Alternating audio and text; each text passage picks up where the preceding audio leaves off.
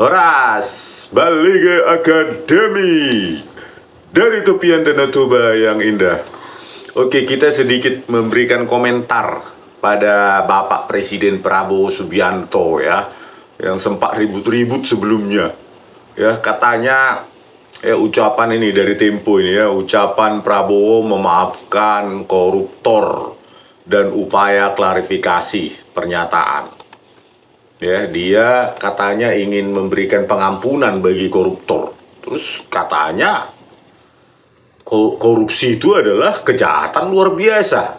Ya, artinya kalau luar biasa persepsi saya malah harusnya hukumannya diperberat, tidak ada remisi ya, pengurangan hukuman, tidak ada parol atau persyaratan pembebasan bersyarat. Ini kok malah mau diampuni, bingung juga saya ya. Padahal indeks persepsi kita ya, indeks persepsi korupsi Indonesia malah turun terus ini.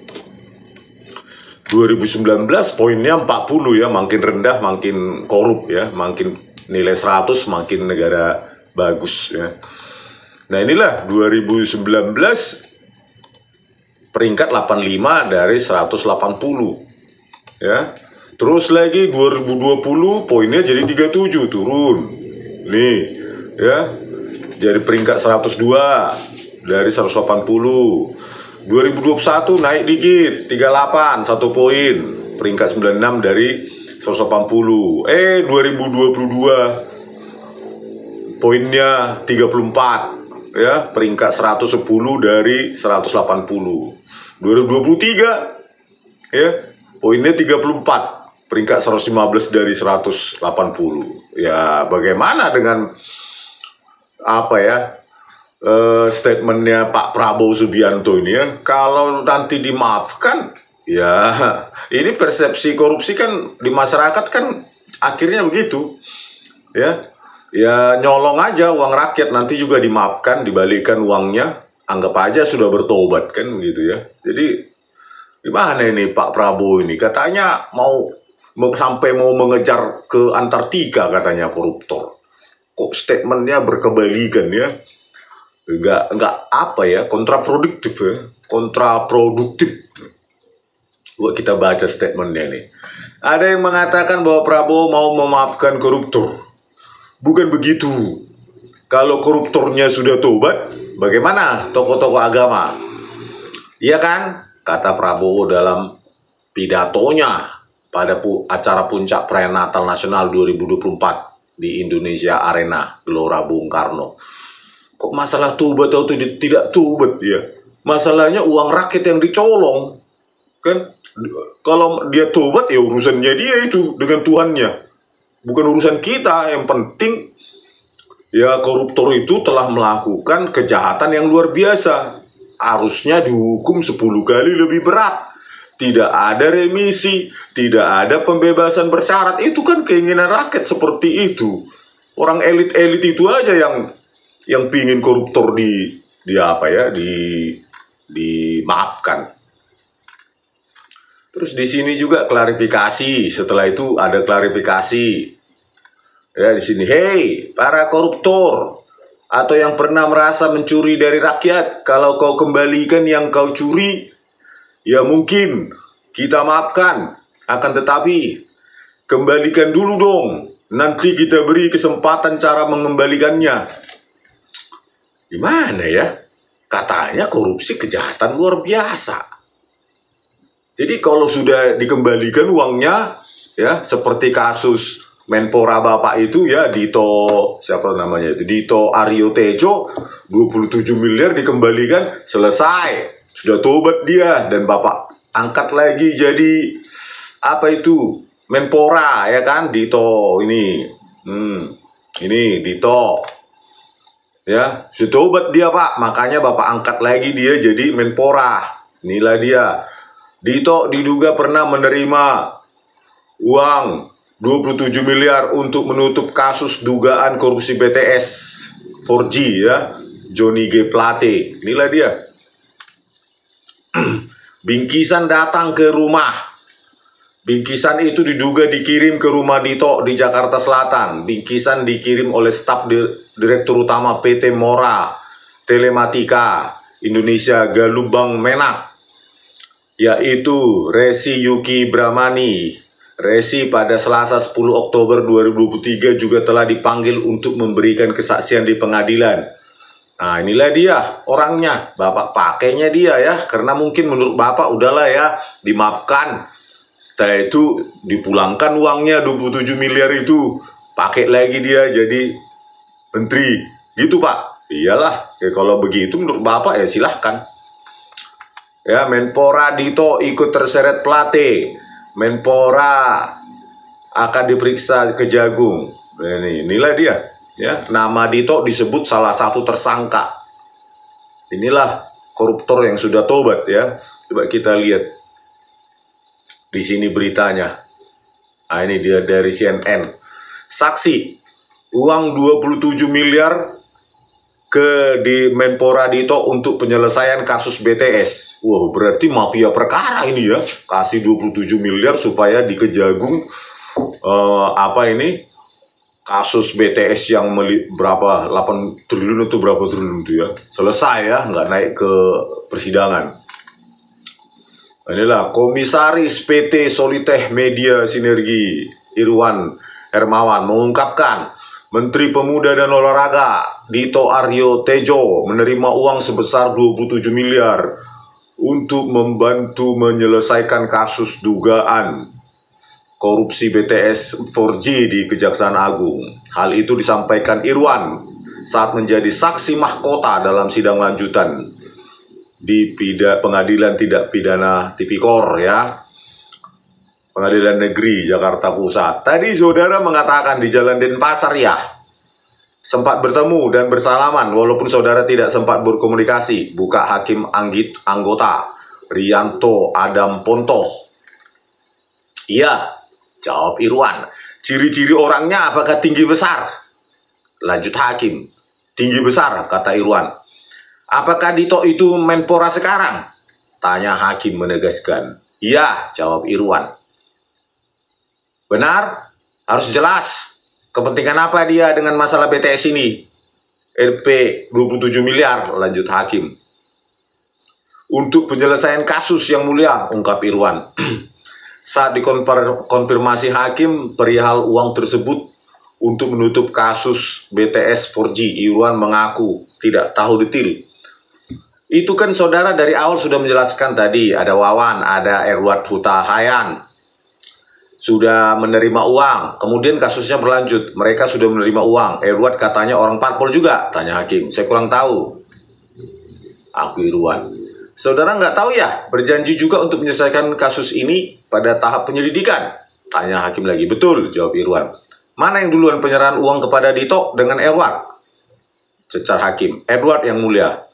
Karena nggak berhasil Edward, kemudian masuk lagi Dito. Windu yang mulia. Windu tadi berapa? Lanjut Hakim. Sekitar 60-an miliar. Nggak berhasil juga? Nggak berhasil. Dalam kesempatan itu, Irwan mengaku tidak mengetahui kaitan antara uang 27 miliar tersebut dengan yang telah dikembalikan ke Kejagung. Kemudian uang 27 miliar itu yang saudara serahkan ke penyidik kejaksaan? Konfirmasi Hakim. Saya tidak tahu pasti kaitannya yang mulia, karena saya sedang dalam tahanan. Karena sama yang diserahkan ke Kejagung itu 27 miliar. Sampai hari ini katanya itu uang saudara, apa benar? Aduh. Pusing lah ya. Jadi inilah ya, mengembalikan uang katanya ini orang udah selesai masalahnya 27 miliar. Dito Ardito. Dito. Siapa ini? Dito. Siapa lah ini namanya Dito. Nih. Ya Menpora sekarang lah. Aduh, Dito Aryo Tejo. Jadi inilah mungkin ya koruptor yang sudah bertobat. Apakah pernah benar koruptor itu bisa bertobat? Itu kan tabiat ya. Kalau orang sudah sering makan uang kotor, uang haram, uang dari keringat rakyat, ya dia akan mengulanginya lagi. Cuma masalahnya ketahuan atau tidak, kan gitu Pak Prabowo. Ya. Jadi bukan masalah tobat atau tidak tobat. Ya.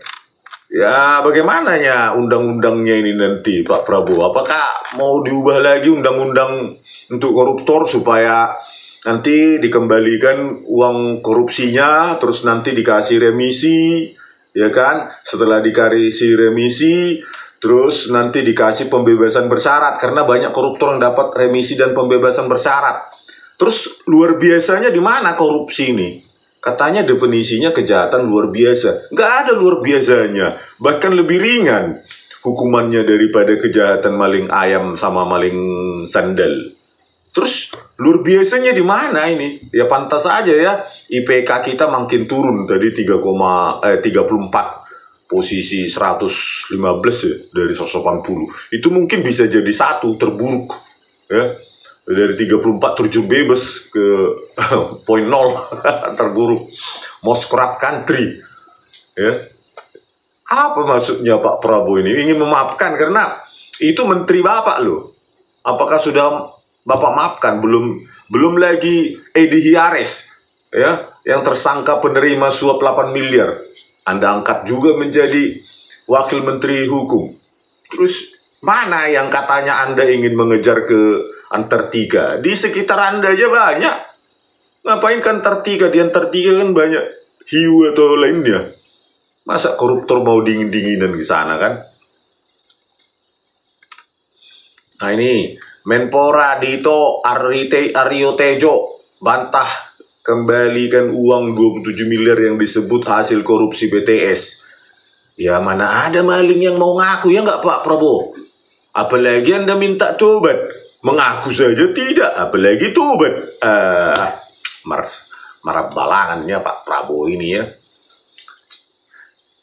Dito Aryo Tejo mengklaim tidak tahu menahu soal uang 27 miliar yang menyangkut korupsi BTS Kominfo. Ya nggak tahu lah. Ya, jawaban paling aman ya nggak tahu kan. Itu tapi kan ada kesaksian tadi ya, dari tersangka itu ya. Dibawa katanya ke rumahnya, meskipun disangkal orang ini. Menteri Pemuda dan Olahraga Dito Aryo Tejo bersikeras menyatakan dirinya tidak mengembalikan uang sebesar 27 miliar kepada tersangka korupsi pengadaan tower base transceiver station ya BTS 4G Irwan Hermawan melalui pengacara Magdir Ismail. Dito diduga mengembalikan uang tersebut sehari setelah diperiksa oleh Kejaksaan Agung karena ditenggarai terlibat kasus korupsi BTS ya. Mungkin dia mengikuti ya narasi Pak Prabowo. Dikembalikan uangnya karena sudah tobat.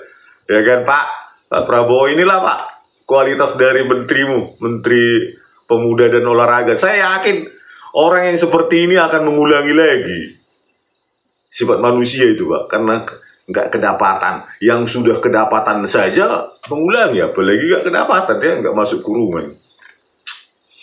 Saya nggak tahu menahu, dari awal sudah begitu dihubungkan dengan dirinya, dan kami sudah dalam proses resmi. Jawaban bersayap kah? Ujar Dito saat ditemui di kawasan Istana Negara.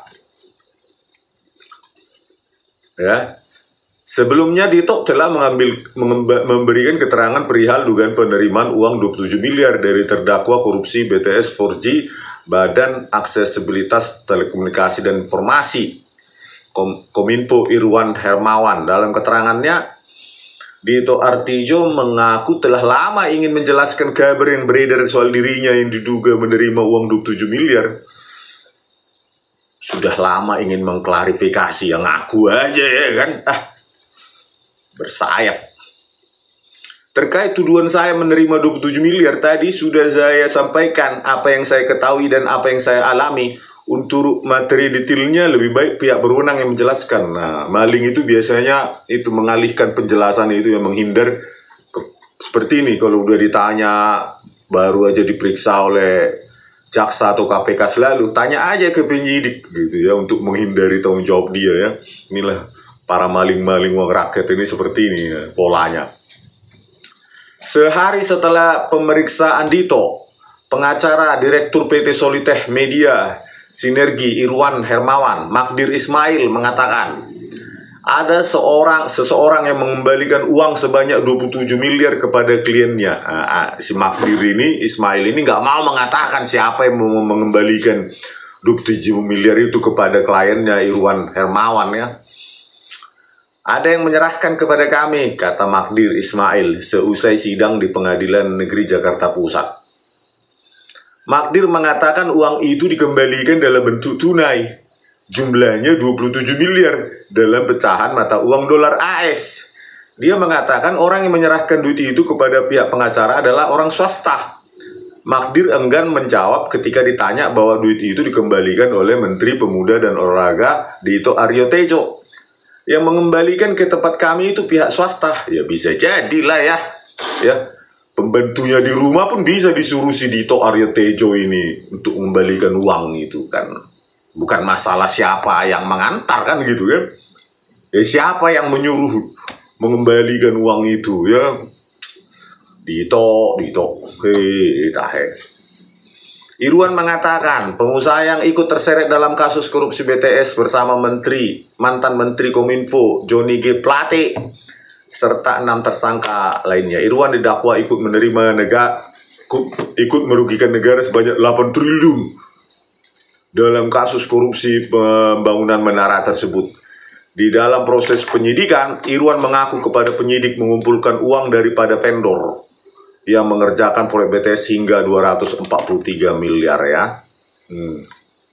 Uang yang itu kemudian dialirkan kepada sejumlah pihak, diantaranya dengan tujuan untuk menghentikan proses penyidikan.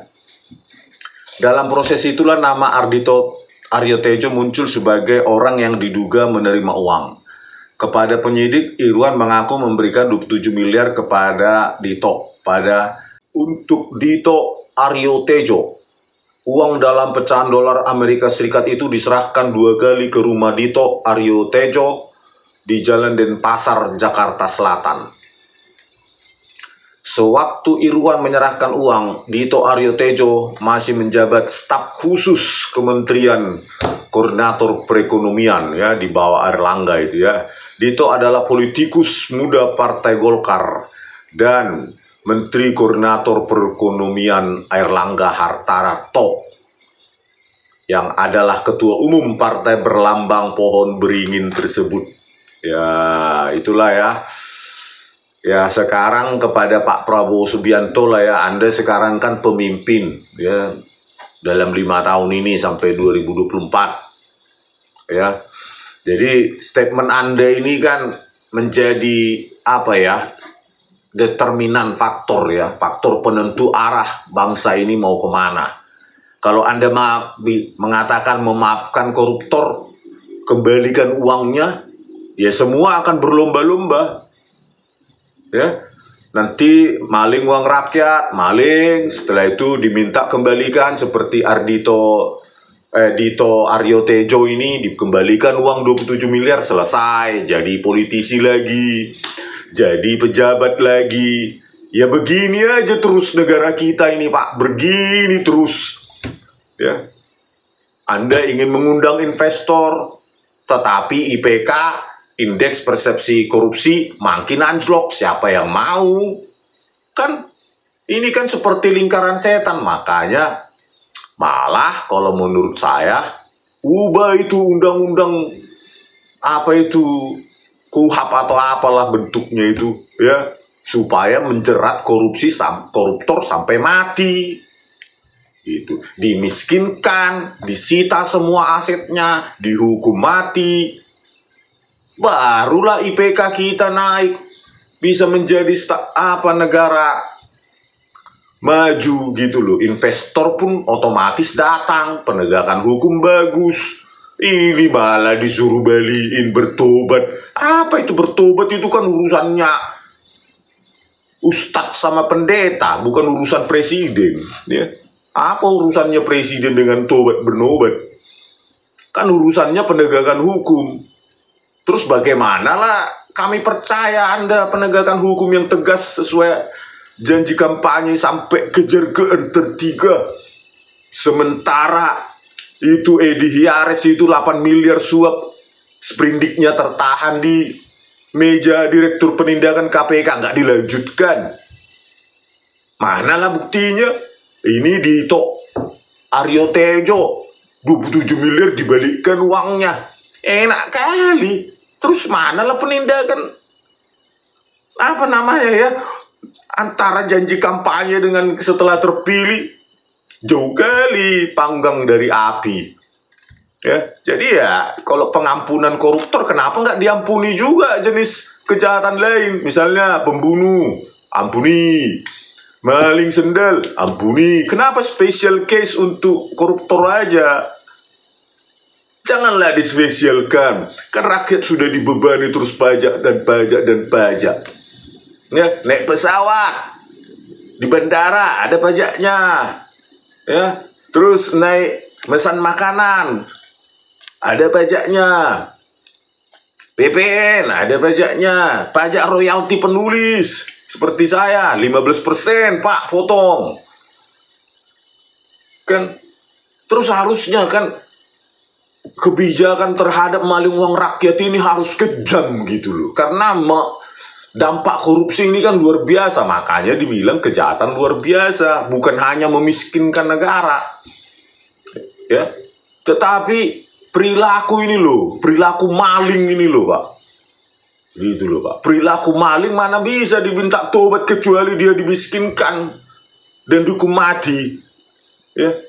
Kita harus mengubah undang-undang itu supaya dihukum mati, dimiskinkan, buat itu, sahkan undang-undang perampasan aset itu. Terus ubah undang-undang supaya hukuman mati, baru Indonesia ini bisa jadi negara emas 2045. Ya. Kalau Presiden Korsel dulu, dulu aja, cuma nyolong dikit aja dia langsung menewaskan diri di tebing. Makin malunya. Kalau di Indonesia kan enggak. Banyak itu politisi sudah mantan narapidana koruptor masih podcast masuk TV juga. Ya, seolah-olah dia berkontribusi sama negara ini. Para politisi-politisi itu. Ya, adalah Andi Malarangkeng, ada siapa itu Hurmuzi, ada lagi siapa, pokoknya banyak kali lah. Jadi nggak ada malunya. Bingung kita. Apalagi Anda mau maafkan ini, mau suruh kembalikan uang, ya makin melunjak lah dia. Mau jadi negara apanya kita ini, Pak Presiden? Ya. Pada saat Anda kampanye seolah-olah mau mengejar koruptor itu ke Antartika. Ya, mau mati demi rakyat. Ternyata kayak gini ya. Banyak orang menyesal lah pasti memilih Anda, Pak. Kalau nggak ada perubahan dalam 100 hari ini, ya udah begitulah Anda terus. 100 hari orang bisa kita tentukan arah kebijakan ke depan 100 hari. Kalau udah lewat dari situ, ya udahlah. Gini-gini aja lah Indonesia ini. Bahkan lebih terpuruk. Oke pemirsa, sampai sekian dulu. Sampai jumpa di video kami selanjutnya. Horas.